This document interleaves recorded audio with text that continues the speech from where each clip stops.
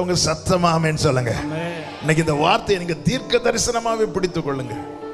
நீங்கள் உங்கள் எதிர்பார்ப்பை அதிகரிக்கவில்லை, அவர் உங்கள் எதிர்பார்ப்பை அதிகரிக்க பண்ணுகிறார்.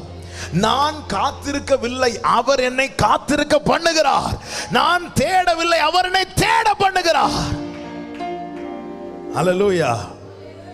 இனி இதுக்காக நான் பிரேயர் பண்ண மாட்டேன். எத்தனை முறை அநேக காரியங்களுக்கான ஃபைலை க்ளோஸ் பண்ணியிருப்போம். சர்ச்சில் வரும்போது அல்லது தேவ சமூகத்தில் அமரும் போது ஆண்டவர் முதல்ல செய்கிறது அந்த ஃபைலை தூசியை தட்டு அதை ஓபன் பண்ணி வை.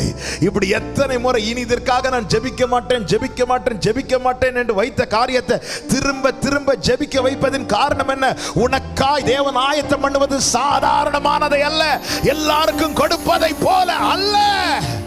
ஆமென்.